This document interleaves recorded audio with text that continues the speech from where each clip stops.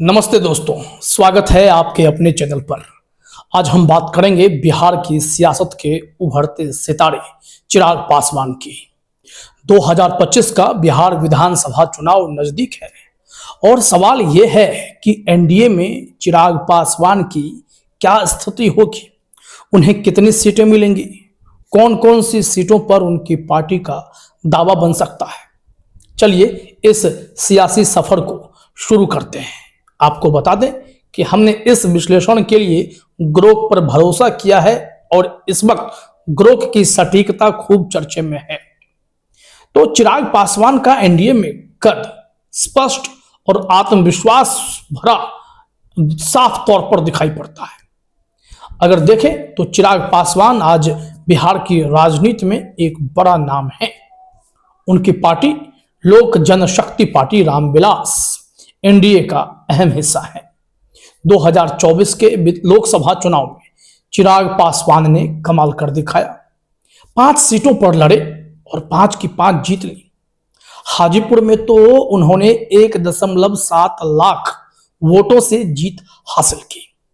ये जीत उनकी ताकत का सबूत है।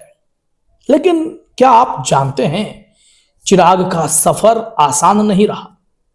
2020 में उन्होंने नीतीश कुमार के खिलाफ बगावत की थी। एनडीए से अलग हो गए थे ऑलमोस्ट, लेकिन 2024 में वापसी की और पीएम नरेंद्र मोदी के नेतृत्व में नीतीश के साथ फिर से हाथ मिलाया। आज चिराग पासवान कहते हैं कि 2025 का जो चुनाव है, बिहार विधानसभा चुनाव, वो नीतीश कुमार के नेतृत्व में लड़ा जाएगा। यानी वो गठबंधन में पूरी तरह साथ हैं। और एक ट्विस्ट है, उनके चाचा पशुपति पारस की पार्टी को एनडीए से बाहर कर दिया गया। इससे चिराग पासवान का कद और पूछ दोनों और भी बढ़ गया।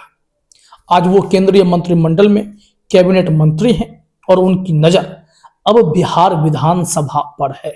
क्योंकि झारखंड और दिल्ली में भी बीजेपी ने उन पर भरोसा किया, एक एक सीटें वहां उन्हें दी।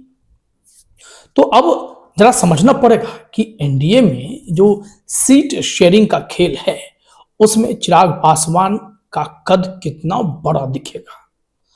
हालांकि उन्होंने पहले कहा कि मुझे जितनी सीटें मिलने का अनुमान है, हमें पूरा भरोसा है, हमें उतना मिलने भी जा रहा है। लेकिन ग्रोक क्या कहता है? ग्रोक का विश्लेषण कहता है कि अब बात कर लेंगे 2025 के बिहार विधानसभा चुनाव में चिराग पासवान के सिचुएशंस की। क्योंकि बिहार में कुल 243 सीटें हैं, एनडीए का लक्ष्य 225 से ज्यादा सीटें जीतना है। लेकिन सवाल यह है कि सीटों का बंटवारा होगा कैसे। सिर्फ चिराग पासवान तो एनडीए में है नहीं, उनके साथ जीतन राम मांझी, उपेंद्र कुशवाहा सब हैं। तो सूत्रों के मुताबिक बीजेपी खुद अकेले 100 सीटों पर लड़ेगी। बाकी के 143 सीटों में से नीतीश कुमार की जेडीयू को 90 से 95 सीटें मिल सकती हैं। बाकी 48 सीटें छोटे सहयोगियों के लिए हैं, जिसमें चिराग की पार्टी भी शामिल है। अनुमान है कि चिराग की एलजेपी रामविलास को 10-15 सीटें मिल सकती हैं। लेकिन ये इतना आसान नहीं है। सीटों का फैसला सर्वेक्षणों पर होगा।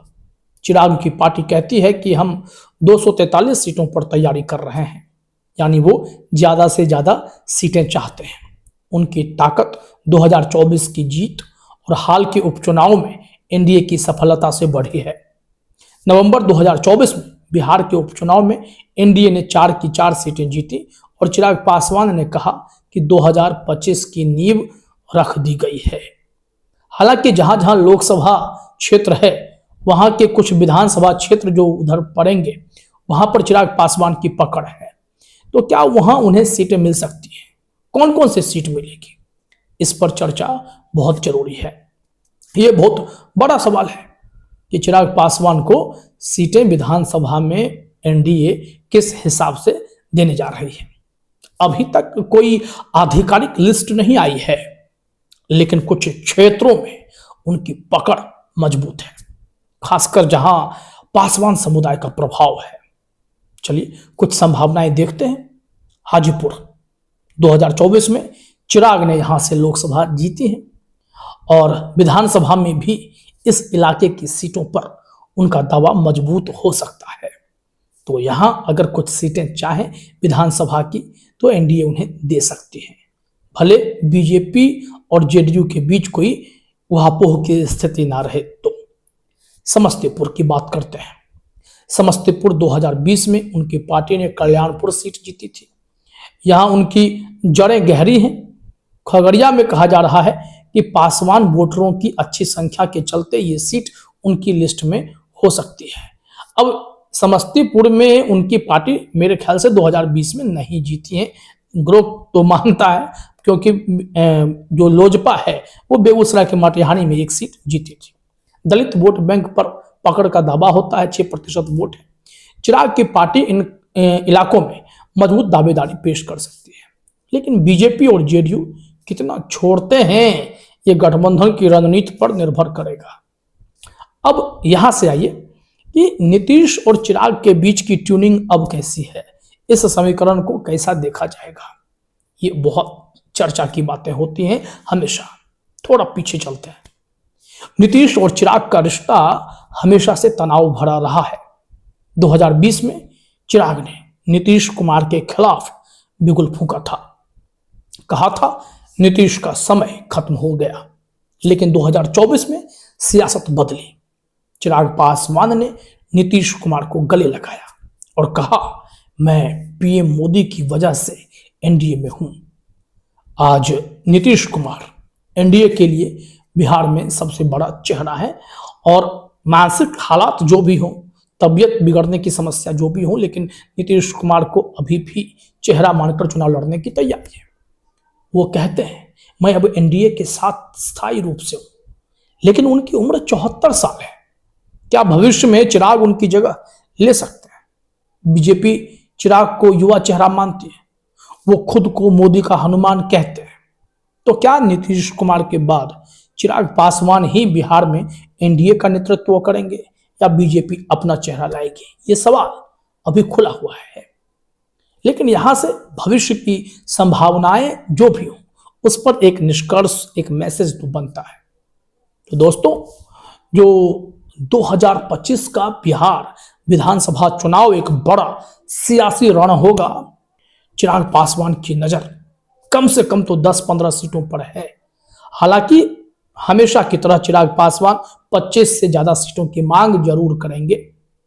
हाजीपुर, समस्तीपुर, खगड़िया, जमुई, इन जगहों पर चिराग पासवान के वोटर्स हैं, और वहां जो सुरक्षित सीटें हैं, दलित वोटर्स हैं, वहां पर इनके पकड़ मजबूत है। लेकिन सीटों का बंटवारा, सर्वे और गठबंधन की रणनीति सब कुछ तय करेगा। एनडीए का मूड अच्छा है। 2024 की लोकसभा जीत, उपचुनाव की सफलता और जनवरी-फरवरी 2025 के सर्वे कहते हैं कि एनडीए की पकड़ बिहार में मजबूत है। चिराग इसमें अहम भूमिका निभा रहे हैं। उनका युवा जोश और पासवान वोट बैंक उन्हें खास बनाता है। लेकिन सवाल यह है कि क्या चिराग सिर्फ 15 सीटों पर रुकेंगे या भविष्य में बिहार की सियासत में और बड़ा दांव खेलेंगे? ये वक्त बताएगा। अब जरा समझिएगा कि बिहार की पॉलिटिक्स में चिराग का कद कितना बड़ा होता जा रहा है। तो दोस्तों, आपको क्या लगता है, चिराग पासवान 2025 में कितनी सीटें हासिल करेंगे? नीचे कमेंट बॉक्स है, कमेंट कीजिएगा और बताइए। और हाँ, ऐसी ही शानदार सियासी खबरों के लिए हमारे चैनल को सब्सक्राइब करना तो बिल्कुल ही ना भूलें। बेल आइकन दबाइएगा ताकि हर अपडेट आपको सबसे पहले मिले। मिलते हैं अगली वीडियो में। नमस्ते।